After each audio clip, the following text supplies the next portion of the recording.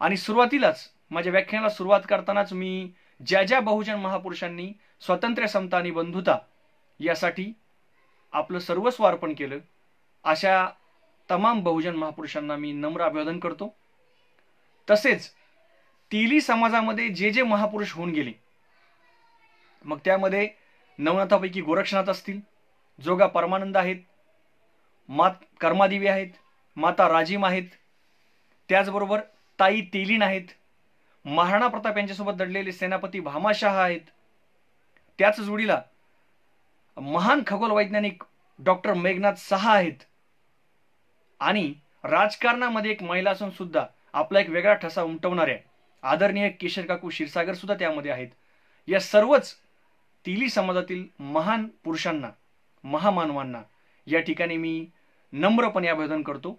तसेच पुन्हा एकदा ज्यांच्या जयंती निमित्ताने मी आज या ठिकाणी बोलतो आहे, व्यक्त होतो आहे, असे तुकाराम गाथेचे लेखक संताजी जगनाडे महाराज, तुकारामांचे सखा, तुकारामांचे मित्र, तुकारामांचे शिष्य संताजी जगनाडे महाराज यांच्या सुद्धा जयंती निमित्त त्यांच्या पूर्वसंध्येला त्यांना सुद्धा मी नतमस्तक होतो आणि माझ्या व्याख्यानाला सुरुवात करतो। मित्रांनो, 396वी जयंती आपण उद्या मोठ्या उत्साहामध्ये महाराष्ट्रात आणि महाराष्ट्राबाहेर भारतभर साजरी करणार आहोत। आणि खऱ्या अर्थाने या जयंतीचा मागचा उद्देश काय, तर खऱ्या अर्थाने या महापुरुषांचा इतिहास समोर आला पाहिजे। अजूनही अनेक महापुरुषांचा इतिहास म्हणावा तितका चांगल्या पद्धतीने समोर आलेला नाही। असं म्हणतात की ज्या समाजाला इतिहास, जो समाज स्वतःचा इतिहास विसरतो तो समाज स्वतःचा इतिहास घडवू शकत नाही, स्वतःचं भविष्य घडवू शकत नाही। आणि हे खरं आहे मित्रांनो, महाराष्ट्रातील किंवा भारतातील अनेक महापुरुषांच्या बाबतीमध्ये, अनेक संतांच्या बाबतीमध्ये हे घडलंय की या महापुरुषांचा, या संतांचा खरा इतिहास समोर येऊ दिला नाही। तो इतिहास एक तर लपवून ठेवला, जो समोर आला त्याचं विकृतीकरण करण्यात आलं, त्याचा विपर्यास करण्यात आला, त्याचं दैवतीकरण करण्यात आलं। आणि म्हणून खऱ्या अर्थाने अनेक बहुजन महापुरुष अजूनही म्हणावे तितके लोकांपर्यंत पोहोचलेले नाहीत। आणि त्यातलेच एक म्हणजे संताजी जगनाडे महाराज, की त्यांचाही इतिहास म्हणावा तेवढा प्रभावीपणे, चांगल्या पद्धतीने आणि खरा इतिहास लोकांपर्यंत पोहोचला नाही। आणि म्हणून हा इतिहास पोहोचवणं या व्याख्यानमालेमागचा उद्देश आहे। मित्रांनो, जसं मी तुम्हाला म्हणालो की मग ही काही मंडळी असतात, काही इतिहासकार असतात की जी मुद्दामहून इतिहासाचा विपर्यास करतात, इतिहास दडवतात, काहीतरी वेगळं सांगतात। संताजी महाराज जगनाडे यांच्या बाबतीमध्ये सुद्धा असंच झालं। एक इतिहासकार आहेत वासी बेंद्रे, त्यांचं इतर इतिहास संशोधन याचा मी सन्मान करतो, परंतु त्यांनी संताजी महाराज जगनाडे यांच्या बाबतीत जे लिहिलं ते मात्र चुकीचं लिहिलं, त्याचा विपर्यास केला।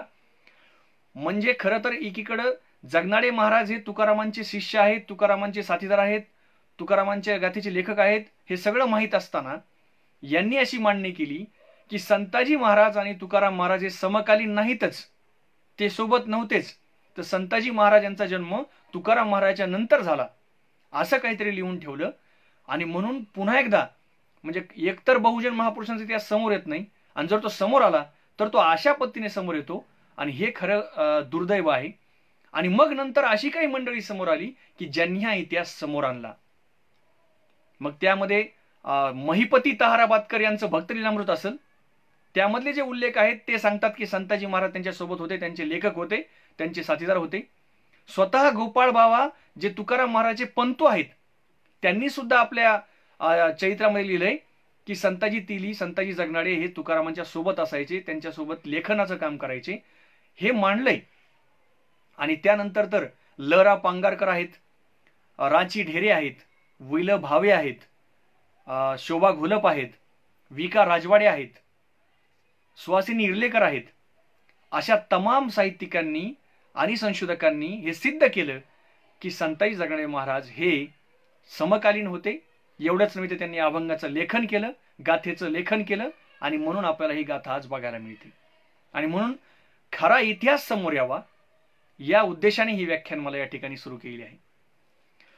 मित्रांनो, 8 डिसेंबर ही तारीख आपल्या सर्वांसाठी अतिशय महत्त्वाची आहे, कारण उद्या पूर्ण महाराष्ट्रभर मोठ्या उत्साहात आपण ही जयंती साजरी करणार आहोत।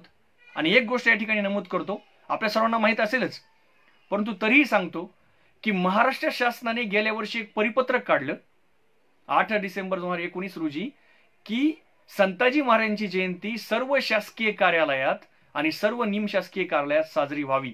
तेव्हा आपण सर्वांनी ही जयंती मोठ्या उत्साहामध्ये आपल्या शासकीय कार्यालयामध्ये निमशासकीय कार्यालयामध्ये मोठ्या उत्साहाने साजरी करावी, असं सुद्धा मी नम्र आवाहन या ठिकाणी तुम्हा सर्वांना करतो। आणि मी माझ्या विषयाकडे वळतो। मित्रांनो, संताजी जगनाडे महाराज यांची जीवनगाथा असा विषय मला दिलेला आहे आणि मी अतिशय धावता आढावा या ठिकाणी संताजी महाराजांच्या जीवनाचा तुमच्यासमोर मांडणार आहे। संताजी महाराजांचा जन्म 8 डिसेंबर 1624 साली झाला चाकण या गावी, ज्या गावाला एक ऐतिहासिक पार्श्वभूमी आहे। चक्रेश्वराचं मंदिर आहे, संग्रामगड नावाचा एक भुईकोट किल्ला आहे आणि त्या काळातली एक ऐतिहासिक बाजारपेठ ती होती। असं एक आर्थिकदृष्ट्या, सामाजिकदृष्ट्या, धार्मिकदृष्ट्या एक महत्त्वाचं स्थान असलेलं ठिकाण म्हणजे चाकण। अशा चाकण या गावी त्यांचा जन्म झाला। त्यांच्या वडिलांचं नाव होतं विठोबा जगनाडे आणि आईचं नाव होतं मथाबाई। या मथाबाई कुठल्या? तर मथाबाई या सुदुंबरेच्या काळे घराण्यातील होत्या। म्हणजे थोडक्यात आपण असं म्हणू शकतो की संताजी महाराजांचं जे आजोळ आहे, जे मामाचं गाव आहे, ते आहे सुदुंबरे। तर हे सुद्धा आपण या ठिकाणी लक्षात घ्यावं। संताजी महाराजांची कौटुंबिक पार्श्वभूमी जर आपण पाहिली तर आपल्या असं लक्षात येईल की परंपरेने चालत आलेला घाण्याचा व्यवसाय संताजी महाराज चालवत होते, त्यांचे वडील चालवत होते, वाडवडील चालवत होते। म्हणजे पांडुरंग शेठ यांच्यापासून ही परंपरा आपल्याला दिसते, वंशावळ दिसते। मग पांडुरंग यांच्यानंतर नारायण असतील, मग पुन्हा भिवा असतील, पुन्हा विठोबा असतील आणि मग संताजी। तर या पद्धतीने ही परंपरा दिसते आणि एक घाण्याचा व्यवसाय, तेल विक्रीचा व्यवसाय हे कुटुंब करायचं। आर्थिक भरभराट असणारं हे कुटुंब होतं। अतिशय चांगला व्यवसाय या ठिकाणी त्यांचा होता। म्हणजे एकीकडे व्यवसायाची परंपरा, घाण्याची परंपरा त्यांच्याकडे होती, दुसरीकडे त्यांच्या कुटुंबामध्ये पंढरीच्या वारीची परंपरा होती। म्हणजे नित्य नेमाने पंढरपूरची वारी, विठ्ठलाची वारी हे कुटुंब करायचं। घरामध्ये आध्यात्मिक वातावरण होतं, धार्मिक वातावरण होतं। पोथ्यांची पारायणं व्हायची, पुराणांची पारायणं व्हायची आणि गावामध्ये चक्रेश्वराचं मंदिर असल्यामुळं संताजी महाराज चक्रेश्वराच्या मंदिरामध्ये जायचे, तिथल्या कीर्तनांना, तिथल्या भजनाला हजेरी लावायचे, तिथं नामस्मरण करायचे, तिथं भजन करायचे, पूजा करायचे। तर या पद्धतीने एक जडणघडण संताजी महाराजांची त्या ठिकाणी झाली। आणि एक महत्वाची गोष्ट या ठिकाणी मी सांगतोय की स्वतः तुकाराम महाराजांनी त्या काळात लिहिलं होतं की घोकाया अक्षर मज नाही अधिकार। अशा काळात शिक्षण बहुजनांना मिळत नव्हतं, औपचारिक शिक्षण, लौकिक अर्थाने शिक्षण बहुजनांना मिळत नव्हतं। अशा काळात संताजी महाराज शिकले, हे आपण या ठिकाणी लक्षात घ्यावं। शिक्षणाचं महत्त्व त्यांना माहीत होतं आणि लेखन शिकले, वाचन शिकले आणि हिशोब करायला शिकले, व्यवहारापुरतं गणित ते शिकले। आणि त्यांना कुणी शिकवलं? तर त्यांच्या वडिलांनी शिकवलं। त्यामुळे अनौपचारिकरित्या का होईना संताजींनी आपलं शिक्षण पूर्ण केलं, लेखन वाचन ते करायला लागले। त्या निमित्ताने वेगवेगळे धर्मग्रंथ वाचायला लागले, लेखन करू शकले आणि व्यवहारात तर ते महत्त्वाचं होतंच। आणि म्हणून संताजी महाराजांनी आपलं शिक्षण त्या ठिकाणी पूर्ण केलं। त्यानंतर संताजी महाराजांचं वय जेव्हा 11 वर्ष झालं तेव्हा त्या काळाच्या रूढीनुसार खूप लवकर लग्न व्हायची आणि म्हणून विठोबा आणि मथाबाई यांनी असं ठरवलं की संताजीचं लग्न आपण आता करूयात। म्हणून संताजींच्या वयाच्या 11व्या वर्षी आणि त्यांची जी पत्नी आहे यमुनाबाई, हिच्या वयाच्या 7व्या वर्षी या दोघांचं लग्न 1635 साली त्या ठिकाणी झालं। तर ही यमुनाबाई कुठल्या? तर यमुनाबाई ह्या खेडच्या कहाणे घराण्यातल्या, तिथली संताजी महाराजांची सासरवाडी आणि तीच तुकाराम महाराजांची सासरवाडी होती। हाही योगायोग आपण लक्षात घ्यावा। तर या पद्धतीने एक त्यांचं बालपण, त्यांचं एक जडणघडण, त्यांचा विवाह, या पद्धतीने त्यांचं एक आपण पाहिलं। आणि नंतर एक असा टप्पा त्यांच्या जीवनामध्ये आला की त्यामुळे संताजी महाराजांचं जीवन बदलून गेलं। आपण नेहमी म्हणतो मित्रांनो 16वं वर्ष धोक्याचं, पण मित्रांनो नेहमीच धोक्याचं नसतं हो, 16वं वर्ष मोक्याचं सुद्धा असतं। आणि हे सिद्ध केले अनेक महापुरुषांनी। छत्रपती शिवाजी महाराजांनी 16व्या वर्षी स्वराज्याची स्थापना केली। अनेक महापुरुषांनी आपल्या वयाच्या 14व्या वर्षी, 15व्या वर्षी, 16व्या वर्षी अनेक घटनांची सुरुवात केली, आपल्या कार्याला सुरुवात केली आणि संताजींच्या वयाच्या 16व्या वर्षी ती घटना घडली। ती घटना अशी मित्रांनो की त्यांची आणि संत तुकाराम महाराजांची पहिली भेट झाली चक्रेश्वर या ठिकाणी। चक्रेश्वराच्या मंदिरामध्ये संत तुकारामांचं कीर्तन होतं तोपर्यंत संत तुकाराम महाराज हे अतिशय प्रसिद्ध कीर्तनकार झाले होते, प्रबोधनकार झाले होते. त्यांची वाणी ऐकण्यासाठी लोक दूरदूरून येत होते. एक एक सहज वाणी बोलणारा आपला माणूस धर्मज्ञान सांगतोय, ब्रह्मज्ञान सांगतोय, अतिशय सहज आणि सोप्या भाषेत सांगतोय, ओघवत्या भाषेत सांगतोय आणि आपलं सांगतोय. यामुळे संत तुकाराम महाराज यांचं नाव देहूत तर झालंच, पण देहूच्या पंचक्रोशी सुद्धा त्यांचं नाव झालं. आणि त्या माध्यमातून त्यांचं एकदा कीर्तन चक्रेश्वर या ठिकाणी ठेवण्यात आलं. सलग 3 दिवस ते कीर्तन त्या ठिकाणी होतं आणि त्या कीर्तनाला संताजी जगणारे महाराज हजर होते. आणि साक्षात जगद्गुरु तुकाराम महाराजांच्या तोंडून ते कीर्तन ऐकून संताजी महाराज एवढे प्रभावित झाले, एवढे मंत्रमुग्ध झाले की त्यांनी तुकाराम महाराजांचे पाय धरले आणि तुकाराम महाराजांना ते विनंती करू लागले की मला तुमचा शिष्य करून घ्या आणि मला तुमच्या सोबत राहू द्या. आता हे पाहून खरं तर त्यांचे आईवडील जे होते संताजी महाराजांचे, मथाबाई आणि विठोबाईंना चिंता वाटली की आता जर संताजी तुकारामांच्या सोबत गेले आणि जर परमार्थ करू लागले प्रपंच सोडून तर कसं व्हायचं. आता शिकतर यांचा विवाह झालाय, नवीन संसार सुरू केलाय. परंतु या ठिकाणी आपण लक्षात घ्यावं मित्रांनो, तुकाराम महाराज यांचा विचार असा होता की परमार्थ करायचा असेल तर प्रपंच सोडायची गरज नाही.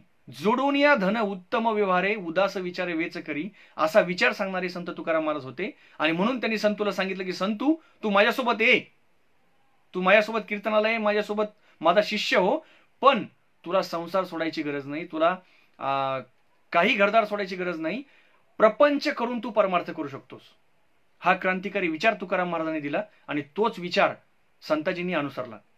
नाहीतर आतापर्यंत आपण पाहिलं प्रपंच सोडून वनामध्ये जाणे, संन्यास घेणे, इतर गोष्टी करणे, अशा गोष्टीला परमार्थ एका दृष्टीने बघितलं गेलं.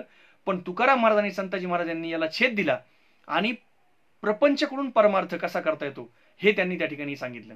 आणि तिथून मग संताजी महाराज तुकाराम महाराजच होऊन गेले.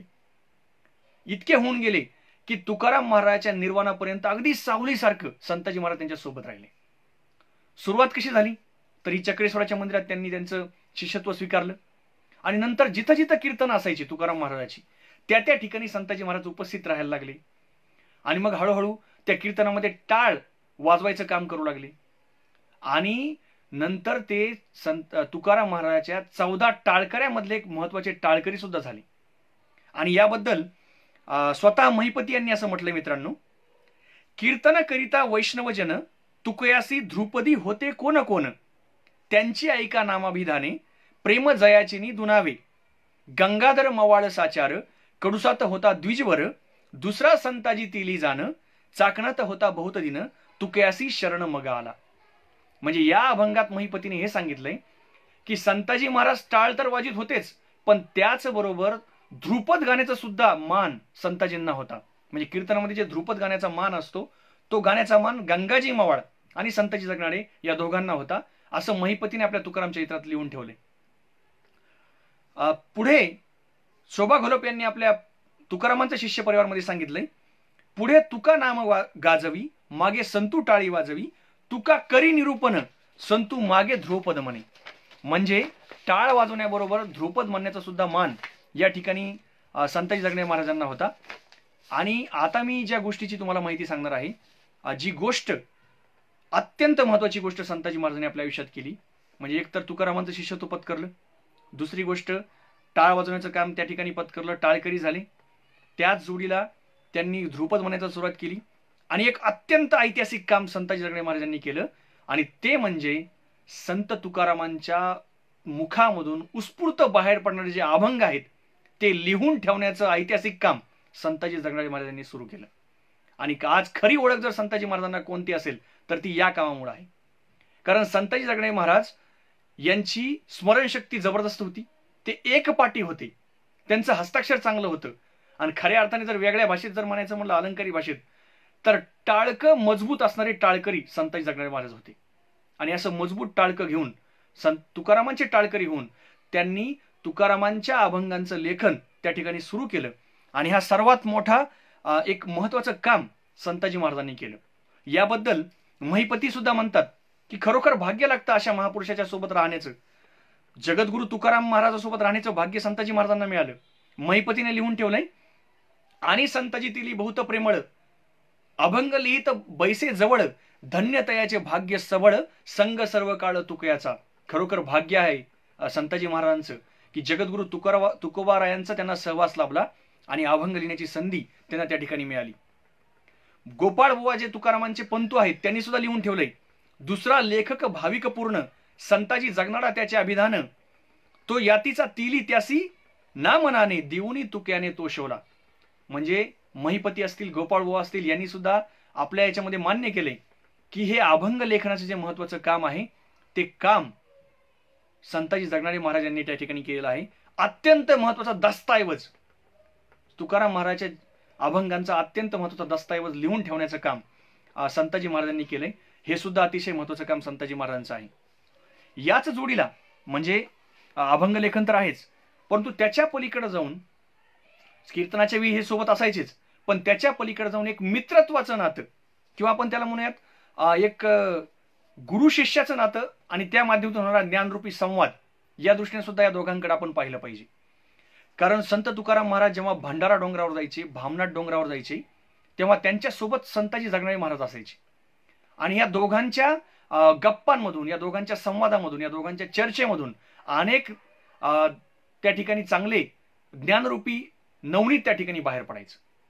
आणि त्याचं लेखन सुद्धा घाण्याचे अभंग म्हणून अनेक गाथांमध्ये, म्हणजे महाराष्ट्र शासनाची प्रत असेल किंवा तुकाराम तात्या पडवळ यांनी संपादित केलेली गाथा असेल, या गाथांमधून हे अभंग घाण्याचे अभंग म्हणून प्रकाशित केलेले आहेत. की त्यामधून आपल्याला लक्षात येतं की संताजी महाराजांनी हे लेखन तर केलंच, पण तुकाराम महाराजांसारख्या एका संतासोबत राहून त्यांचं सुद्धा ज्ञान प्रगल्भ झालं. आणि म्हणून त्या अभंगात संत तुकाराम महाराज असं म्हणतात की धन्य धन्य संतू तू होशील जाण, तुझं लागी ज्ञान फार आहे, ज्ञानाचा सागर होशील तू योगी, नेनती हे जगी मूढ जन, तुका मने बोल अंतरीचे ज्ञान, ऐकता वचन गोड लागे. अशा शब्दात संत तुकाराम महाराजांनी संताजी जगणे महाराजांचा गौरव केला आहे की तू योगी आहेस, तू ज्ञानी आहेस. यावरून आपल्या लक्षात येईल की संताजी जगणे महाराज आणि संत तुकाराम महाराज यांची चर्चा सुद्धा कोणत्या आध्यात्मिक पातळीवर होत होती हे सुद्धा आपल्या लक्षात येईल. आणखीन एक गोष्ट म्हणजे संत तुकाराम महाराजांचं किंवा एकंदर बहुजन संतांचं एक वैशिष्ट्य असं होतं की हे फक्त बोलत नव्हते, तर हे कृती सुद्धा करायचे. कारण आपल्या समाजामध्ये माहित आहे की बोलके सुधारक आणि करते सुधारक.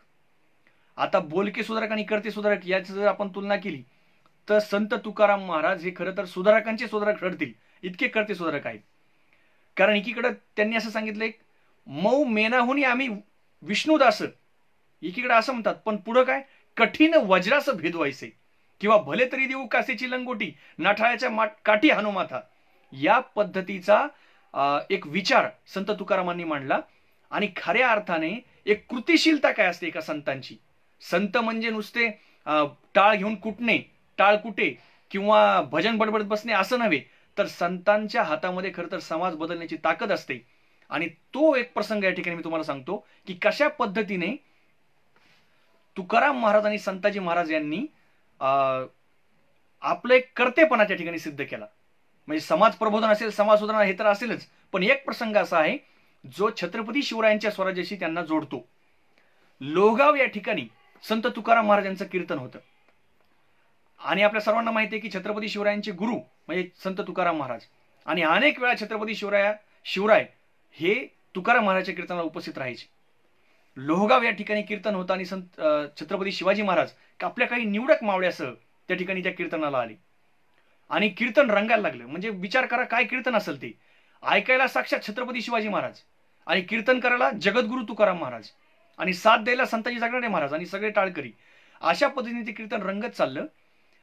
आणि ही कुणकुण शत्रूला लागली, मोगली सैन्याला लागली की या ठिकाणी असं असं सुरू आहे आणि शिवाजी महाराज हे काही मुठभर सैनिकासोबतच आहेत. आणि मग ते सैन्य त्या ठिकाणी त्याचा मागमूस घेत त्या ठिकाणी आलं. आणि ही बातमी कळली. संत तुकाराम असतील, त्यांची शिष्यमंडळी असेल, छत्रपती शिवराय असतील. बाका प्रसंग आहे खरं तर, कारण छत्रपती शिवाजी महाराज हे काही निवडक मावळ्यासह त्या ठिकाणी आले होते आणि मग शत्रूचं सैन्य तर मोठ्या संख्येने आले. अशा प्रसंगी करायचं काय. तर या प्रसंगी मित्रांनो, जसं मी म्हणालो, भले तरी देऊ कासेची लंगोटी, नाठाळ्याच्या काठी हनुमाथा, असं म्हणणारे संत तुकारामांनी आणि संताजी जगणे महाराजांनी हे जे वारकरी तत्वज्ञान होतं, या वारकऱ्यांना त्यांनी धारकरी केलं. त्यांच्या या संतांच्या, या साधूंच्या, हे जी संत मंडळी होती, टाळकरी होती, यांच्या हातामध्ये त्यांनी तलवारी दिल्या आणि जा म्हणले, आपण आपल्या सर्वांना यांच्यासोबत लढायचं आहे. छत्रपती शिवरायांचं प्राण वाचवायचे आहेत, स्वराज्य वाचवायचं आहे. आणि या ठिकाणी या सर्वांनी हातामध्ये तलवारी घेतल्या आणि या शत्रू सैन्याला रोखलं आणि छत्रपती शिवरायांची त्या ठिकाणून सुखरूप सुटका केली. मग या पद्धतीने वारकऱ्यांना धारकरी करणारं तत्वज्ञान संत तुकारामांनी दिलं आणि तेच तत्वज्ञान पुढं संताजी महाराज जगनाडे यांनी चालवलं. आणि खऱ्या अर्थाने एक वेगळा पैलू मला असं वाटतं की याचं सुद्धा संशोधन करणं गरजेचं आहे की स्वराज्यामध्ये नेमकं संताजी जगनाडे महाराजांचे योगदान काय असेल. कारण जसा हा प्रसंग आहे, लोहगावचा प्रसंग, तुकाराम महाराज तर छत्रपती शिवरायांचे गुरु आहेत, परंतु संताजी महाराजांना सुद्धा शिवाजी महाराजांचा सहवास लाभला. आणि तुकाराम हयात असताना आणि तुकाराम महाराज यांच्या निर्वाणानंतर सुद्धा संताजी महाराजांनी जो वारसा त्यांचा चालवला, त्यामुळं त्या दृष्टीने सुद्धा संताजी महाराजांचं एक मोठं योगदान स्वराज्यामध्ये आहे, हे सुद्धा आपण लक्षात घ्यावं. मित्रांनो, हे सगळं होत असताना संत तुकाराम महाराज हे नाव आता फक्त देहूपुरतं मर्यादित राहिलं नव्हतं, फक्त त्या पंचकृषीपुरतं मर्यादित राहिलं नव्हतं, तर ते नाव महाराष्ट्रभर, महाराष्ट्राच्या बाहेर पोहोचलं होतं. इतकी लोकप्रियता संत तुकारामांना मिळाली होती. इतकी लोकप्रियता म्हणजे विचार करा मित्रांनो, ज्या व्यवस्थेने तुकाराम महाराजांना शूद्र ठरवलं होतं, त्याच शूद्राला ब्राह्मणांनी गुरु मानलं. कारण संत तुकारामांचे अनेक शिष्य ब्राह्मण होते. म्हणजे हा एक खरंच चमत्कार होता. अधिकार काय असतो हे संत तुकारामांनी त्या ठिकाणी सिद्ध केलं की अधिकाराने त्यांचे शिष्य, काही 14 टाळकरी जे आहेत, 14 शिष्य आहेत, त्यामध्ये अनेक ब्राह्मण शिष्य होते. आणि मग हे मात्र काही लोकांना जमेना की एक शूद्र इतकं चांगलं कीर्तन करतोय, इतकं चांगलं प्रबोधन करतोय आणि ब्राह्मण सुद्धा त्याचे शिष्य झालेत. लोक त्यांच्या पाया पडायला जातात, लोक त्यांच्या कीर्तनाला गर्दी करतात. आमचा व्यवसाय कसा चालेल, आमच्याकडे तर कुणीच फिरकाना, अशी चिंता काही लोकांना पडली. आणि त्यामध्ये कोण होते? मग ते मंबाजी गोसावी असतील, सालोमालो असतील, रामेश्वर भट असतील, त्यानंतर आप्पाजी गोसावी असतील. या सर्वांना चिंता वाटली की आता करावं काय. आणि मग यांनी काय केलं तर यांनी पहिल्यांदा संत तुकाराम महाराजांचा शारीरिक छळ त्या ठिकाणी सुरू केला, मानसिक छळ त्या ठिकाणी सुरू केला, छळाची परिसीमा त्या ठिकाणी केली. म्हणजे त्यांच्यावर हल्ले झाले, कुटुंबावर हल्ले झाले, शारीरिक हल्ले झाले. बरं, हे जसं संत तुकारामांच्या बाबतीमध्ये झालं, अगदी तसंच मित्रांनो हे संताजी जगनाडे महाराज यांच्या बाबतीत सुद्धा झालं. आणि हे याच्याकडे आपल्याकडून डोळे जाग होते की संत तुकाराम महाराजांच्या सदैव सोबत असलेला जो त्यांचा सखा होता, त्यांची सावली होती, संताजी महाराज जगनाडे यांना सुद्धा खूप त्रास या मंडळीने दिला. संताजी महाराजांवर हल्ले झाले, त्यांचा छळ झाला, त्यांच्या कुटुंबाचा सुद्धा खूप मोठा छळ झाला. तर हे सुद्धा आपण या ठिकाणी लक्षात घ्यावं की जितका त्रास संत तुकाराम महाराजांना झाला, तितकाच त्रास संताजी जगनाडे महाराजांना सुद्धा झाला. आणि आणखीन एक गोष्ट, हा त्रास का झाला? कारण संत तुकाराम महाराज हे अभंग गायचे काम करायचे, उत्स्फूर्तपणे त्यांच्या तोंडून अभंग बाहेर पडायचे आणि ते लिहून ठेवण्याचं काम संताजी महाराज जगनाडे करायचे. आणि म्हणून ते साठवण्याचं काम, ते जपून ठेवण्याचं काम संताजी करायचे. आणि म्हणून त्यांचा सुद्धा द्वेष इथल्या धर्ममार्तंडांनी केला आणि त्यांचा छळ केला. आणि म्हणून मित्रांनो, तुम्ही एक म्हण ऐकली असेल, त्यांनी अशी म्हण प्रसृत केली की त्यांना दिसायला लागलं इकडं तुकाराम महाराज आहेत, तिकडे संताजी महाराज आहेत आणि दोघा गुरु शिष्याचं मस्त चाललंय, यांनी आपला सगळा धंदा बुडवला. आणि म्हणून त्यांनी एक म्हण प्रसृत केली की कुणब्याने तेल्याचे तोंड पाहू नये. आपण ऐकलं असेल सर्वांनी, अशी म्हण प्रसृत केली की कुणब्याने तेल्याचे तोंड पाहू नये. संत तुकाराम महाराज कोण तर कुणबी, आणि जगनाडे महाराज कोण तर तेली. आणि मग असं जर म्हटलं, असं प्रसृत केलं तर काय होईल? या दोघांमध्ये भांडणं लागतील, या दोघांचं सगळं हे होईल. अशा पद्धतीने हे पेरण्याचं काम त्यांनी केलं. परंतु हे दोघंही काही साधे महापुरुष नव्हते. हे दोघंही कुणालाही न जुमानता, न घाबरता आपलं काम करत राहिले. आणि म्हणून ही जोडी खरं तर खूप महत्वाची जोडी आहे. संतू तुका जोडी लावी ज्ञानाची गुढी जे आपण म्हणतो ना, ती खऱ्या अर्थाने ही एक जोडी आहे. हे सुद्धा आपण लक्षात घ्यावं. आता मी तुम्हाला एक अत्यंत एका महत्वाच्या घटनेकडे येतो. जसं अभंग लेखन हे एक महत्वाचं काम संताजी महाराजांनी केलं, तसं आणखीन एक महत्वाचं काम मी सांगतो, ज्यावर विजय गवळी सरांनी मागच्या व्याख्यानामध्ये थोडा प्रकाश टाकला होता. तर तेच मी थोडक्यात सांगतो की गाथा बुडवणे ही घटना आपल्या सर्वांना माहित आहे. आणि म्हणजे तुकाराम महाराजांना या 4-5 जणांनी, मंबाजी असतील, रामेश्वर भट असतील, आप्पाजी असतील, सालोमालो असतील, यांनी सगळ्यांनी मिळून त्यांना सांगितलं, त्यांना प्रवृत्त केलं की तुम्ही तुमच्या गाथा स्वतः त्या पाण्यामध्ये बुडवा. आता ह्या ज्या गाथा बुडवल्या कोणत्या गाथा होत्या? स्वतः संत तुकाराम महाराज यांनी लिहिलेल्या गाथा त्यामध्ये होत्याच, परंतु संताजी जगणे महाराज यांनी लिहिलेल्या त्यामध्ये गाथा होत्या, गंगाधर मवाळ यांनी लिहिलेल्या सुद्धा गाथा त्यामध्ये होत्या. आणि त्यामुळे जे काही आत्तापर्यंत लिहिलेलं होतं ते सर्व बुडवण्याचं काम त्या ठिकाणी झालं. आणि आपल्याला सांगितलं तर चमत्कार झाला, गंगावर आली, इंद्रायणीवर आली, किंवा एक देवतावर आली, किंवा मग थेट त्या गाथाच वर आल्या, असं काहीतरी आपल्याला सांगितलं जातं की लाकडामध्ये गाथा बांधलेल्या होत्या, लाकडं फुगली आणि गाथावर आली.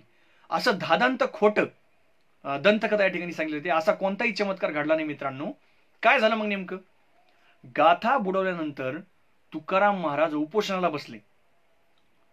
त्यांना खूप वाईट वाटलं आणि त्यांच्यासोबत त्यांचं कुटुंबही त्या ठिकाणी होतं.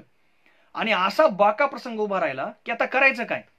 कारण तुकाराम महाराजांनी अन्न पाण्याचा त्याग केला आणि त्यांचं उपोषण सुरू झालं. मग आता करायचं काय? 1 दिवस झाले, 2 दिवस झाले, 3 दिवस झाले, उत्तरोत्तर त्यांची तब्येत कमी खालावायला लागली. त्यांच्या कुटुंबाची स्थिती, कुटुंबाची जे लहान मुलं होती त्यांच्या घरामध्ये, त्यांची आरोग्य बिघडायला लागलं, त्यांची स्थिती बिघडली. आणि मग अशा वेळी तिथं धावून आले संताजी जगनाडे महाराज. त्यांनी ठरवलं गाथा तर बुडाली, मग आता करायचं काय? मग संताजी जगनाडे महाराज आणि गंगाधर मवाळ या दोघांनी असं ठरवलं की आता आपण काम करूया, जे अभंग आपल्या स्वतःला पाठ आहेत, मुखोद्गत आहेत, ते अगोदर लिहून काढू. आणि मग त्यांनी पहिल्यांदा ते काम केलं. स्वतःला मुखोद्गत असलेले अभंग त्यांनी लिहून काढले. आणि नंतर त्यांनी एक काम केलं की पंचकृषीमध्ये, म्हणजे तुकाराम महाराजचे अभंग तर एवढे लोकप्रिय झाले होते की लोकांनाही पाठ झाले होते, त्यामुळे स्वतःला पाठ असलेले, स्वतःला मुखोद्गत असलेले अभंग आणि पंचकृषीमध्ये लोकांना माहित असलेले अभंग, देहूमधल्या लोकांना माहित असलेले अभंग, अशा सगळ्या अभंगाचं पुनर्लेखन संताजी महाराज जगनाडे आणि गंगाधर मावळ यांनी केलं.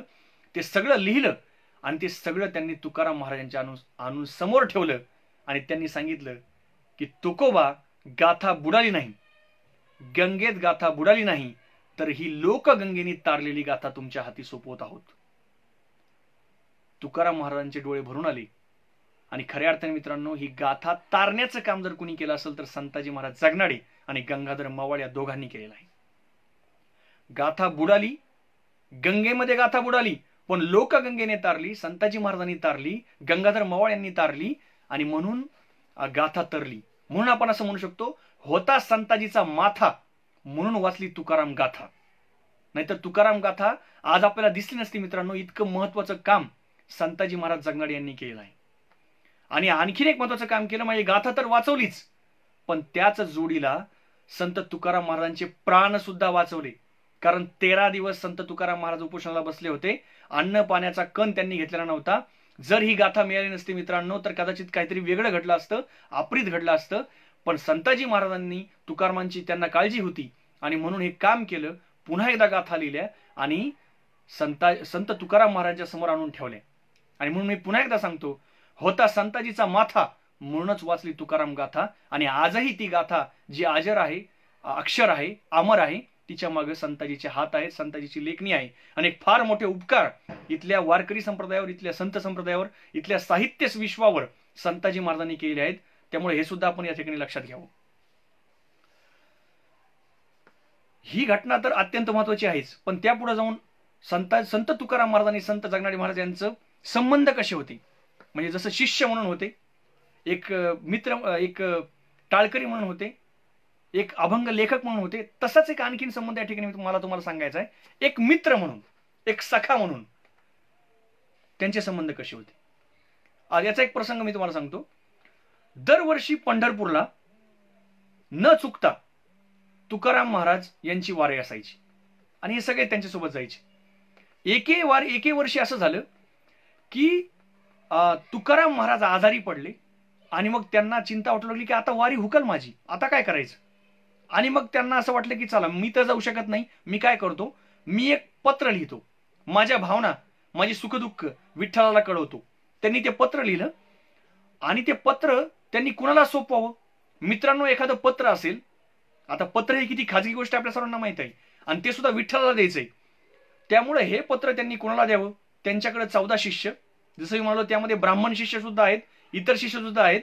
परंतु संत तुकारामांनी हे पत्र अतिशय विश्वासाने आणि सन्मानाने त्यांनी संताजी महाराजांच्या हाती दिलं आणि सांगितलं, संतू हे तू पत्र त्या ठिकाणी घेऊन जा. म्हणजे हा सर्वात मोठा सन्मान, एक विश्वास यामधून व्यक्त होतो संत तुकारामांचा संताजी जगणारे महाराज यांच्यावरचा. तर ही सुद्धा गोष्ट आपण या ठिकाणी लक्षात घ्यावी की एक सखा म्हणून, एक विश्वासू साथीदार म्हणून सुद्धा संताजी जगणारे महाराज यांचं स्थान तुकारामांच्या जीवनामध्ये होतं. आणखीन एक घटना, जेव्हा आपण फिरायला जातो तेव्हा सोबत आपल्या मित्रांनाच घेऊन जातो. संत तुकाराम महाराज हे जास्त काही त्यांनी पर्यटन केलं नाही, परंतु आसपास, देहूच्या आसपास काही ठिकाणी ते गेले. एकदा काशीला गेल्याचा सुद्धा उल्लेख त्या ठिकाणी आढळतो. एकदा शिखर शिंगणापूरला ते गेले असताना महिपतीच्या तुकाराम चरित्रामध्ये उल्लेख आहे की त्यांच्यासोबत 2 जण होते आणि ते 2 जण होते, एक होते संताजी महाराज जगणारे आणि एक होते गंगाजी मावळ. म्हणजे सातत्याने सोबत असणारा एक साथीदार, एक हक्काचा मित्र, एक हक्काचा सखा म्हणून सुद्धा आपल्या ठिकाणी संताजी महाराज यांचं काम तुम्ही लक्षात घ्यावं. म्हणून वेगवेगळ्या अँगलने, म्हणजे शिष्य म्हणून, सखा म्हणून, एक मित्र म्हणून, एक अभंग लेखक म्हणून, एक विचारांचा वारसदार म्हणून सुद्धा या ठिकाणी आपण त्यांच्याकडून लक्ष द्यावं किंवा त्यांचं नातं लक्षात घ्यावं. आणखीन एक महत्वाची घटना मी तुम्हाला सांगतो की संत तुकारामांचा जो विचार होता की तुम्ही घरी राहा, न लगे सायास जावे वनांतरा, सुखे येतो घरा नारायण, असं संत तुकारामांनी सांगितलंय. किंवा जसं मी मागाशी म्हणालो, जोडून या धन उत्तम व्यवहारी उदास विचार वेच करी. कुठेही जायची गरज नाही, तुम्ही ज्या ठिकाणी काम करता, ज्या ठिकाणी राहता त्या ठिकाणी नारायण आहे. तीर्थी धोंडा पाणी देव रोकडा सज्जनी, हे तत्वज्ञान तुकारामांनी सांगितलं. आणि त्याचंही आदर्श उदाहरण मी तुम्हाला सांगतो की एके दिवशी असं झालं की तुकाराम महाराज हे संताजींना भेटण्यासाठी त्यांच्या घरी आले आणि घरी येऊन पाहतात तर काय की संताजी महाराज हे घाणा चालवत आहेत. घाणा फिरतोय, बैल घाणा घेऊन फिरतोय आणि संताजी महाराज मात्र आपल्या भजनामध्ये तल्लीन झालेत. एकीकडे नामस्मरण सुरू आहे, एकीकडे कामही सुरू आहे. आणि हे चित्र पाहून, हे दृश्य पाहून खरोखर संत तुकाराम महाराजांना धन्य वाटलं आणि ते त्यांना म्हणले सुद्धा की संतू तू खरोखर धन्य आहेस, संताजी तू खरोखर धन्य आहेस. खऱ्या अर्थाने संतूला संताजी करण्याचं काम तुकाराम महाराजांनी केलं, त्यांच्या या वारशाने केलं. संतूचा संताजी तुकारामामुळे झाला, संत तुकारामामुळे झाला, हे सुद्धा आपण लक्षात घ्यावं. तर हा सुद्धा प्रसंग या ठिकाणी हा नमूद करतो की प्रपंच करता करता तुम्ही परमार्थ करू शकता, देवधर्म करू शकता, देवाचं नामस्मरण करू शकता. अगदी तोच वारसा संताजीने पुढे चालवला आणि म्हणून एकीकडे प्रपंचही चालवला, दुसरीकडे परमार्थही केला, प्रबोधनही केलं, हे सुद्धा आपण लक्षात घ्यावं. हे एकंदर सगळे नातेसंबंध त्यांचे मांडल्यानंतर एक प्रसंग, एक घटना अशी येते मित्रांनो, ती वेळ येते की ज्यावेळी माणसाला निरोप घ्यावा लागतो. आणि तुकारामांच्या आयुष्यामध्ये तो वेळ आला, ती घटना आली. संत तुकाराम महाराजांचं निर्वाण झालं. अवघ्या वयाच्या 42व्या वर्षी संत तुकाराम महाराजांचं निर्वाण झालं. यावेळी सर्वांनाच दुःख झालं आणि त्यांचा जवळचा सखा संताजी महाराजांना तर खूप दुःख झालं. परंतु एकीकडे तुकाराम महाराजांनी सांगितलेलंच आहे की अशा कठीण प्रसंगी सुद्धा आपण उभं राहिलं पाहिजे, खचून नाही गेलं पाहिजे. आणि महिपतीच्या चरित्रात असा उल्लेख आहे की ज्या वेळेस हे सर्व मंडळी दुःखी होती त्यावेळेस संताजी महाराज जगनाडे यांनी सगळ्यांचं सांत्वन केलेलं आहे. म्हणजे एक मोठा, त्यामधला एक मोठा भाऊ, या सगळ्या संत मंडळीचा एक मोठा भाऊ आणि तुकारामांचा खरा वारसदार म्हणून संताजी महाराज जगनाडे यांनी या सर्व मंडळींचं, त्यांच्या शिष्य मंडळीचं, त्यांच्या घरच्यांचं सांत्वन त्या ठिकाणी संताजी महाराज जगनाडे यांनी केलेलं आहे. आणि खरोखर सावलीसारखं, म्हणजे 1640ला पहिली भेट संताजी जगनाडे महाराजांची आणि तुकाराम महाराजांची झाली आणि 1650 पर्यंत, म्हणजे तुकाराम महाराजांच्या निर्वाणापर्यंत 10 वर्ष अगदी सावलीसारखं संत जगनाडे महाराज त्यांच्या सोबत होते.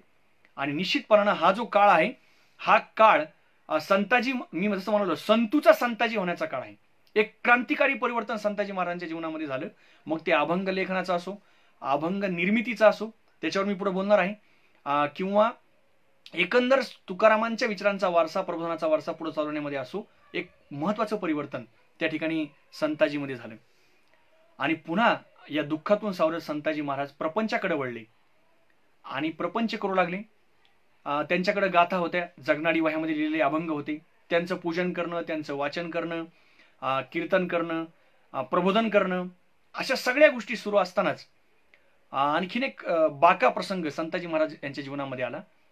मित्रांनो, असं म्हणतात की संकट जे असतात ना, मला तर असं वाटतं की जेवढे काही बहुजन महापुरुष आहेत यांच्या नशिबात, यांच्या इतिहासाच्या नशिबात संकटच लिहिलेली आहेत. गाथेच्या नशिबातही असंच काहीतरी होतं. संताजी जगनाडे महाराज ही गाथा चाकणमध्ये असताना, सगळं व्यवस्थित सुरू असताना, इसवी सन 1660 साली शाहिस्ते खानाची स्वारी आपल्या स्वराज्यावर आली. छत्रपती शिवरायांची घोडदौड सुरू होती, परंतु त्याच वेळेला शाहिस्ते खान आलेला होता आणि एकीकडं छत्रपती शिवराय हे सिद्धी जव्हरच्या वेढ्यामध्ये अडकून पडले होते पन्हाळ्याला. असा हा बाका प्रसंग. आणि चाकण हे पुण्याच्या जवळ असल्यामुळं अनेक आक्रमणं जी व्हायची ती चाकणवरच व्हायची. म्हणजे जो काही शत्रू यायचा तो चाकणला टार्गेट करायचा, चाकणवर हल्ला करायचा. कारण तिथं संग्रामगड नावाचा किल्ला होता, भुईकोट किल्ला होता, हे सुद्धा लक्षात घ्यावं. मोठी बाजारपेठ होती, त्यामुळे पैसाही तिथं मिळू शकत होता आणि धार्मिक क्षेत्रही होतं. त्यामुळे शत्रू सैन्य आलं की चाकणवर हल्ला करायचं. तर शाहिस्ते खान त्या ठिकाणी आपलं सैन्य घेऊन आला, त्याने चाकणवर हल्ला केला. यावेळेस संताजी जगनाडे महाराज एकटेच चाकणमध्ये होते. तोपर्यंत त्यांचे जे वडील आहेत विठोबा यांचं देहावसान झालेलं होतं. त्यांची पत्नी जी होती यमुना ही बाळंतपणासाठी खेडला गेलेली होती आणि संताजी महाराजांची जी आई आहे मथाबाई ही आपल्या माहेरी गेली होती, म्हणजे सुदुंबरेला गेली होती. म्हणजे आई सुदुंबरेला गेली होती, पत्नी खेडला गेली होती आणि एकटे संताजी महाराज घरी होते. आणि अशा प्रसंगामध्ये त्या शाहिस्ते खानाचं आक्रमण आलं. आता शत्रू म्हटल्यानंतर त्या शत्रूला दयामाया नसते. मग या शाहिस्ते खानाच्या सैन्याने जाळपोळ करायला सुरुवात केली, लुटालूट करायला सुरुवात केली. आणि मग संताजींना प्रश्न पडला की आता करायचं काय, शत्रू सैन्याच्या तावडीमधून वाचायचं कसं. बरं, त्यांना स्वतःच्या जीवाची पर्वा नव्हती, त्यांना वाचवायचं होतं ते म्हणजे तुकोबांचं शब्दधन. म्हणजे विचार करा, जर घराला आग लागली तर आपण पहिल्यांदा विचार करू की माझं संपत्ती कशी वाचू, माझं सोनानं कसं वाचू, माझं धनदौलत कशी वाचू, असा पहिला विचार आपल्या मनात येईल.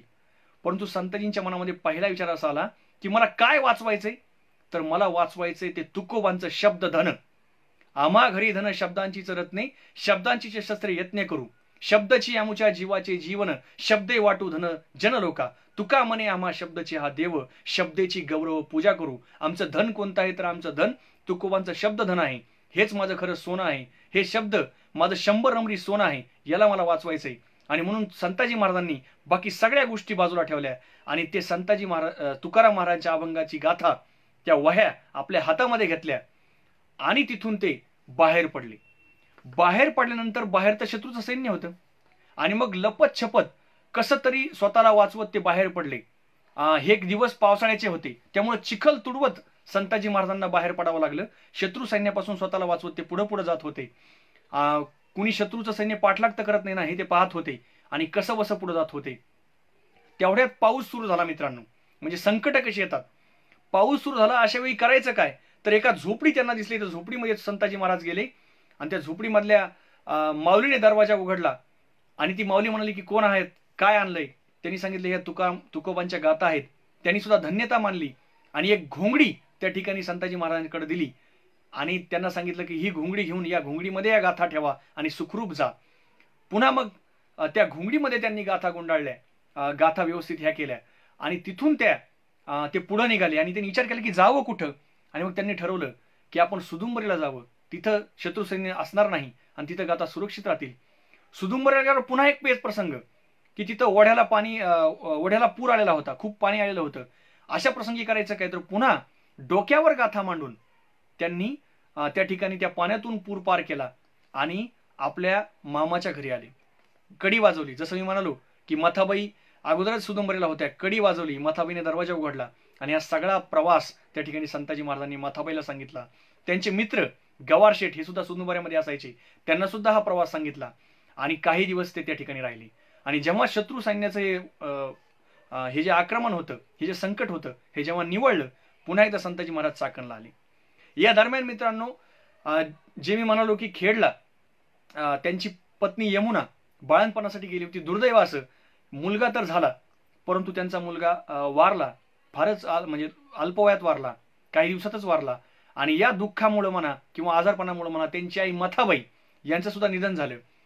तर अशा दुःखद घटना घडल्या. पुन्हा एकदा संताजी महाराज आपल्या संसाराला लागले. बरं, हे झालं एक संकट. संकट टळत नाहीत. दुसरं एक संकट पुन्हा त्या चाकणवर चालून आलं. हे दुसरं संकट होतं इसवी सन 1672 साली, म्हणजे बरोबर 12 वर्षांनी. या संकटावेळी कोण आले तर दिलेर खान आणि बहादूर खान 40,000 सैन्य घेऊन त्या ठिकाणी चाकणवर चाल करून आले. या वेळेस मात्र चाकणला कुणीच नव्हतं. संताजी महाराज आणि यमुनाबाई या खेडला होत्या. आणि जसं मी म्हणालो, विठोबा आणि माताबाई यांचं निधन अगोदर झालेलं होतं. आता चिंता अशी पडली की आता चाकणमध्ये होणार काय आणि या गाथांचं होणार काय, कारण दोघंही खेडला. दुसरी गोष्ट, या दिलेर खान आणि बहादूर खानाची म्हणजे क्रूरता अशी की शाहिस्ते खानाने तरी जाळपोळ आणि लुटालूट केली, परंतु या दोघांनी कतली चालू केल्या. म्हणजे अशा नोंदी आहेत, लिखित नोंदी आहेत की त्या काळामध्ये चाकणमध्ये अनेक कतली केल्या लोकांनी. लोकांच्या कतली या दोघांनी केल्या, मारून टाकले, लोक कापून टाकले. अशा काळामध्ये संताजी महाराज यांच्यासमोर प्रश्न उभा राहिला की जाळपोळ होईल, लुटालूट होईल, मग पुन्हा हे शब्दधनाचं काय करायचं. आणि त्यांनी विचार करून दाखवला की यमुना, मला असं वाटतंय की मी हे करायला जावं. आपल्या सासऱ्यांनाही त्यांनी भावना व्यक्त केली की मला ते आणायचंय. म्हणजे पुन्हा बघा, विचार करा, स्वतःच्या जीवाचा विचार नाही, कशाचा विचार नाही. त्यांनी पहिल्यांदा विचार केला की मला ती गाथा वाचवायची आहे. आणि मग पुन्हा कसं तरी हृदयावर दगड ठेवून सासरच्या मंडळींनी त्यांना परवानगी दिली आणि पुन्हा पूर पार करून, त्यावेळेसही नेमका भामा नदीला पूर आलेला होता, तो पूर पार करून जीवाशी खेळून संताजी महाराज पुन्हा एकदा चाकणला आले, लपत छपत आले.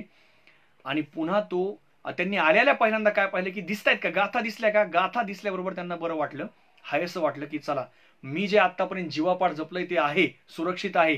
त्यांनी त्या गाथा पोटाशी धरल्या आणि ते पुन्हा बाहेर पडले. यावेळेस मात्र शत्रू सैन्याला ते दिसले आणि मग शत्रू सैन्याने त्यांचा पाठलाग सुरू केला. या पाठलागापासून वाचण्यासाठी संताजी महाराजांनी खाली न पाहता पळायला सुरुवात केली. काट्या कुट्यातून संताजी महाराज पळाले. एक वेळ तर अशी आली की ते एका झाडावर, काटेरी झाडावर चढले, बाभळीवर चढले. हे चढताना त्यांनी काट्याचा विचार केला नाही, काही विचार केला नाही, पण त्यांना जपायचं होतं ते तुकोबांची गाथा. आणि शेवटी शत्रू सैन्य त्यांना शोधत आलं, परंतु त्यांना ते सापडले नाहीत. आणि पुन्हा मग तिथून त्यांनी सुदुंबरेला जायचा विचार केला होता, परंतु सुदुंबरेमध्ये सुद्धा शत्रू सैन्य असेल, त्यांना दिसलं, मशाली दिसल्या, म्हणून ते तळेगावला आपल्या चुलत्याच्या गावी गेले आणि तिथं नेऊन गाथा त्यांनी सुरक्षित ठेवल्या. म्हणजे हे दुसरं जे संकट आहे हे सुद्धा त्यांच्यावर आलं. आणि या संकटातून सुद्धा त्यांनी आपल्या जीवापेक्षा, जीवावर खेळून आणि इतर काही सोनं वाचवण्यापेक्षा तुकोबांचं शब्दधन त्या ठिकाणी वाचवण्याचं काम केलं. म्हणजे मित्रांनो, खऱ्या अर्थाने म्हणजे असं आपण म्हणतो की सोन्याची परीक्षा कशी करायची, तर सोन्याची परीक्षा ही आगीत होते, अग्नीतून होते. अग्नीतून त्याची परीक्षा होते आणि ते आणखीन बहरतं. अगदी तसंच तुकोबांचं शब्दधन, तुकोबांच्या शब्दांचं हे सोनं संताजी जगनाडे महाराज यांनी हे या पद्धतीने त्या ठिकाणी जपलं. म्हणजे लेखन केलं नंबर 1, गाथा बोलल्यानंतर पुनर्लेखन केलं नंबर 2, आणि तुकाराम महाराजांच्या निर्वाणानंतर गाथेचं संरक्षण केलं नंबर 3. तर या तीनही गोष्टी अत्यंत महत्वाच्या आहेत. आणि खऱ्या अर्थाने या गाथेला अमर करण्याचं काम, अक्षर करण्याचं काम, ज्या गाथेला आपण 5वा वेद मानतो, म्हणजे खऱ्या अर्थाने तुकाराम महाराज आज जे आपल्या सर्वांना माहित आहे ते त्यांच्या अभंगामधून माहित आहेत. आणि म्हणून संताजी महाराजांमुळेच खऱ्या अर्थाने तुकारामांचा इतिहास, तुकारामांची गाथा आपल्याला माहित होते. आणि म्हणून या दृष्टीने सुद्धा अतिशय ऐतिहासिक महत्व या संताजीच्या कामाला आहे, हे सुद्धा आपण लक्षात घेऊ. मित्रांनो, जसं मी म्हणालो की तुकाराम महाराज हे परीस आहेत आणि या परिसाच्या स्पर्शाने अनेकांचं सोनं झालं. म्हणजे आपल्यासारख्यांचं आज सोनं होतंय. अनेक जे विचारांचे पाईक आहेत, तुकोबांच्या विचारांचे पाईक आहेत, या सगळ्यांचं सोनं आज तुकोबांच्या विचारांनी झालंय. त्या काळामध्ये संताजी महाराजांचं सुद्धा सोनं, त्यांच्या आयुष्याचं सोनं तुकाराम महाराजांमुळे झालं. कारण तुकाराम महाराजांच्या अभंग लेखनाचा प्रभाव संताजी महाराजांवर पडला आणि संताजी महाराजांनी देखील काही अभंग लिहिलेत. 85 अभंग संताजी जगनाडे महाराजांनी लिहिले आहेत. आणि हे अभंग लिहिताना संताजी महाराजांनी कोणती रूपकं वापरली, जसं आपण पाहतो की संत सेना नावी असतील, सेना महाराज असतील, त्यांनी आपल्या व्यवसायातली रूपकं वापरली. आम्ही वारीक वारीक करू हजामत बारीक, किंवा संत सावता महाराज, सावता माळी असतील, त्यांनी माळी व्यवसायातील रूपकं वापरली. कांदा मुळा भाजी अवघी विठाई माझी, म्हणजे या संतांनी आपल्या कामामध्ये देव शोधला. अगदी तसंच संताजी जगनाडे महाराजांनी आपल्या कामामध्ये आपला देव शोधला आणि घाणा हे रूपक मानून त्यांनी अभंगांची रचना केली. घाणा जो चालतो त्या घाण्यातील ज्या वेगवेगळ्या शब्द आहेत, वेगवेगळ्या वस्तू आहेत, त्यांचं रूपक त्यांनी वापरलं आणि अभंग रचना केल्या. त्यातला एक अभंग जो मला सुद्धा वैयक्तिक आवडतो आणि ज्यामधून आपल्या लक्षात येईल की कशा पद्धतीनं त्यांनी या रूपकांची रचना केलेली आहे. तो अभंग असा आहे मित्रांनो, आमुचा तो घाना त्रिगुण तिळाचा, आमुचा तो घाना त्रिगुण तिळाचा, नंदी जोडियला मन पावनाचा, भक्ती व भावाची लाट टाकी येली, भक्ती व भावाची लाट टाकी येली, शांती शिळा ठेविली विवेकावरी, सुबुद्धीची वड लावूनी विवेकास, सुबुद्धीची वड लावूनी विवेकास, प्रपंच जोखड खांदी घेतेले, फेरे फिरो दिले जन्मवरा, फेरे फिरो दिले जन्मवरा, तेल काढिले चैतन्य ते, संतू मने मी हे तेल काढिले, म्हणून नाव ठेविले संतू तेली. या अभंगामध्ये जे रूपक संत जगनाडे महाराजांनी वापरले, मग ते घाना असेल, तीळ असेल, नंदी असेल, लाट असेल, शिळा असेल, वड असेल, जोखड असेल आणि चैतन्य नावाचं तेल असेल, म्हणजे त्या रूपकांचा प्रभावी उपयोग आपल्या अभंगामध्ये केला आणि एक वेगळं तत्वज्ञान त्या ठिकाणी संताजी महाराजांनी मांडलं. असे 85 अभंग संताजी महाराज जगनाडे यांचे आहेत की ज्या माध्यमातून घाण्यातील रूपक वापरून आणि इतर काही गोष्टी त्यामध्ये त्यांनी आपल्या अभंगामधून सांगितलेल्या आहेत.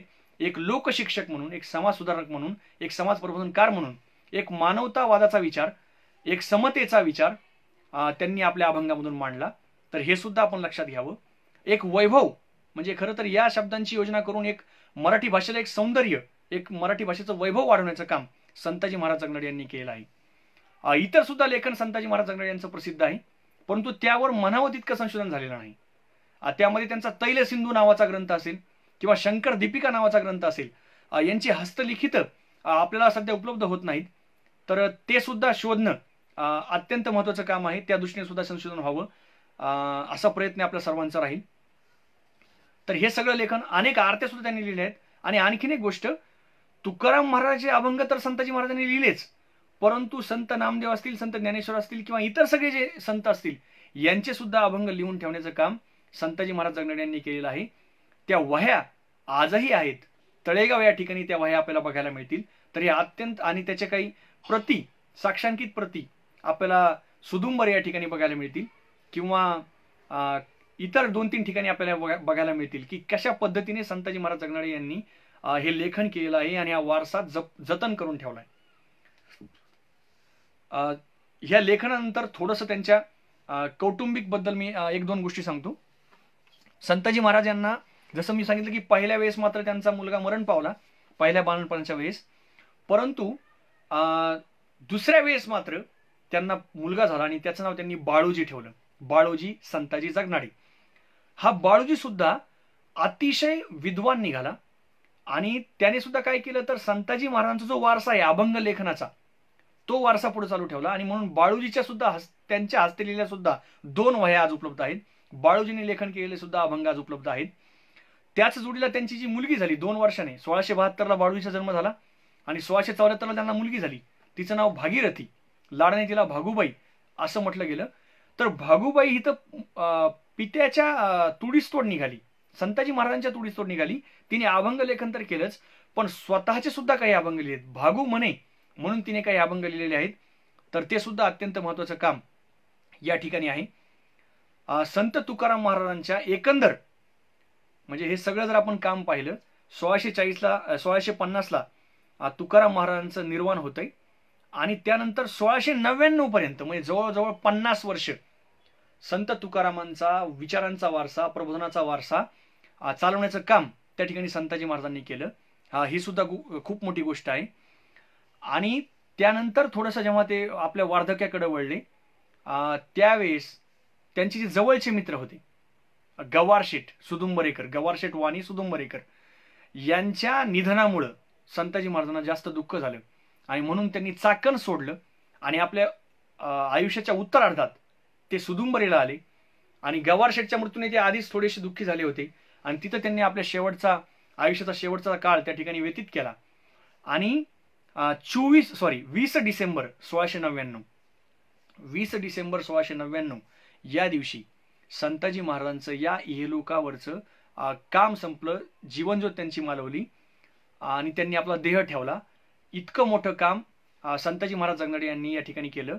याबद्दल आणखीन एक गोष्ट, महत्वाची गोष्ट या ठिकाणी मी तुम्हाला सांगणार आहे की या मृत्यूशी काय जोडलं गेलं, एक चमत्कार जोडला गेला, ती सुद्धा गोष्ट आपण ऐकावी. की संताजी महाराजांचं निधन झालं आणि आपल्याला माहित आहे की मग एक दंतकथा पण जोडली गेली. म्हणजे संत, ठीक आहे, संत वाङ्मयामध्ये चमत्कार आहेत, दंतकथा आहेत, परंतु ती श्रद्धा म्हणून काही गोष्टी आपण मान्य करूयात. पण जेव्हा एक तटस्थपणे आपण विचार करूयात, एक पुरोगामित्वाचा जेव्हा विचार करूयात, तेव्हा या दंतकथांना आपण किती विश्वास ठेवा याच्यावर आपण चिंतन करणं आवश्यक आहे.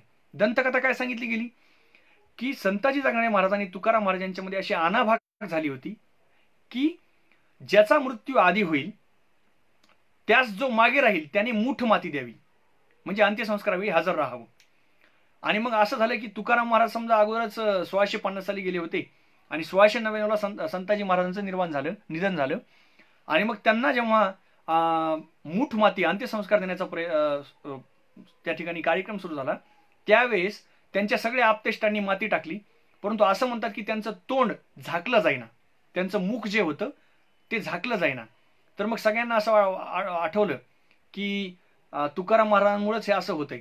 आणि मग शेवटी असं लिहिलं गेलं की मध्यरात्री मग तुकाराम महाराज आले आणि तुकाराम महाराजांनी त्या ठिकाणी 3 मूठ माती टाकली आणि ती माती टाकताना 13 अभंग त्या ठिकाणी आपल्या संताजीच्या मुलाकडे दिले. कोणते अभंग? तर ते अभंग त्यांनी असं सांगितलंय, चारिता गोधन माझे गुंतले वचन, आम्हा येणे झाले एका तिलिया कारणे, 3 मुष्टी मृत्तिका देख तेव्हा लोपविले मुख, आलो म्हणे तुका संतू न्यावाय विष्णू लोका. मित्रांनो, हे ऐकायला बरं वाटतं, बोलायला बरं वाटतं, परंतु हे खरं नाही, हे धादांत खोटं आहे. कोणत्याही प्रकारे संत तुकाराम महाराज पुन्हा काही खाली आले नाहीत, पुन्हा काही त्यांनी तिथं 3 मूठ माती टाकलेली नाही आणि यांचं तोंड काही झाकलेलं नाही. आपल्या साध्या सरळ पद्धतीने त्यांनी समाधी घेतलेली आहे. परंतु अशा दंतकथा प्रस्तुत केल्यामुळं एक चमत्काराचं वलय त्या ठिकाणी संतांना लावलं जातं.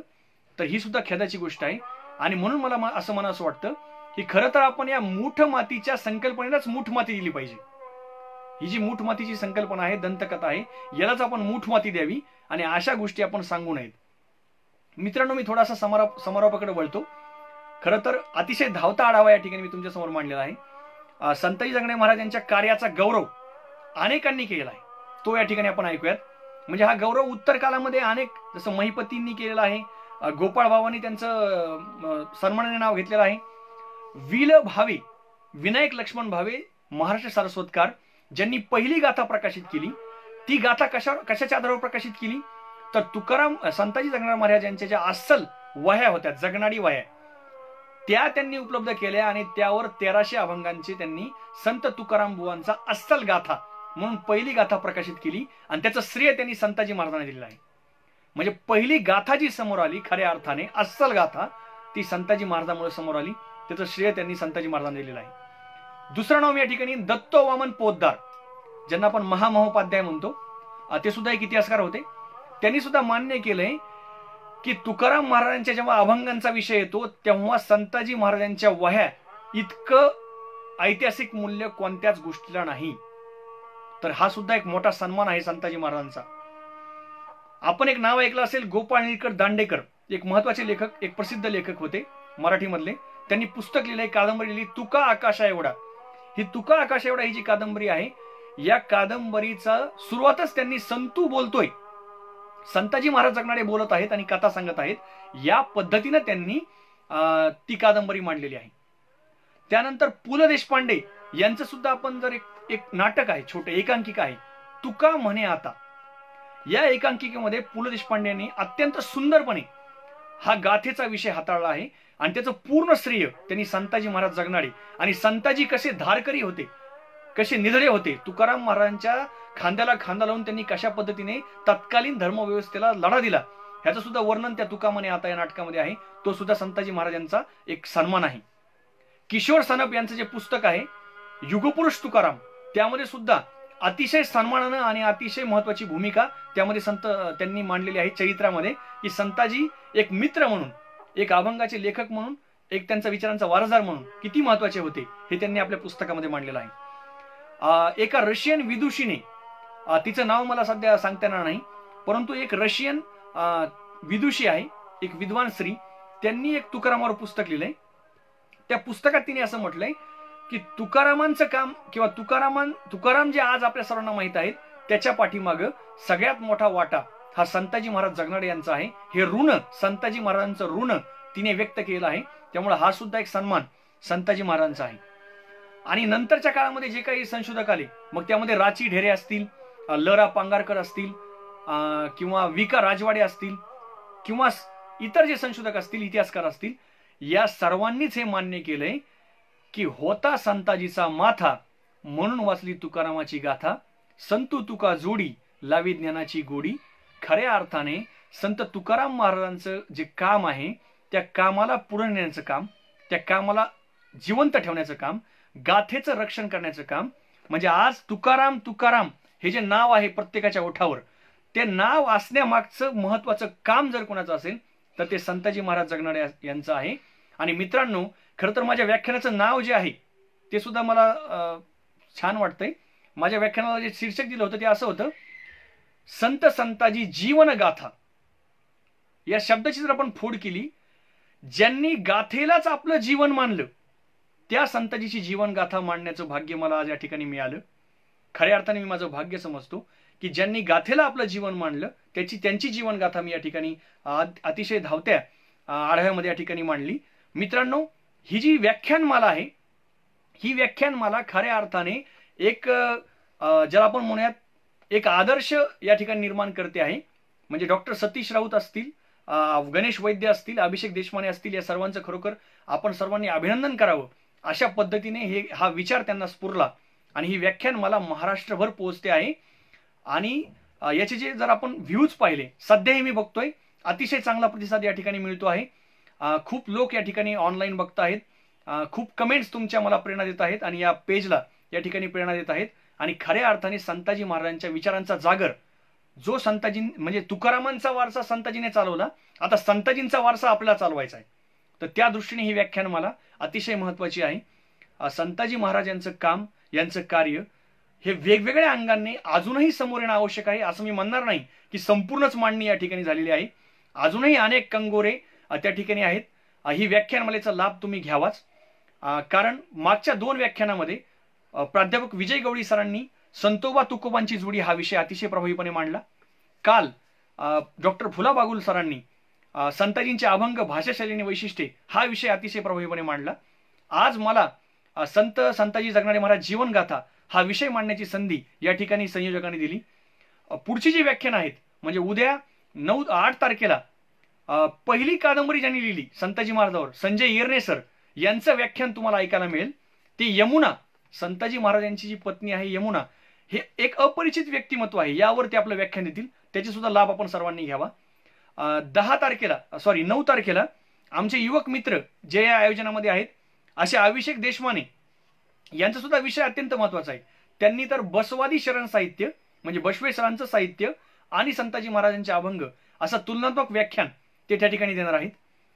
त्यानंतर पुढच्या तारखेला म्हणजे 10 डिसेंबरला तैलोद्योगाचे बदलते स्वरूप या विषयावर लक्ष्मी खंडागळे ताई या ठिकाणी आपलं व्याख्यान देणार आहेत.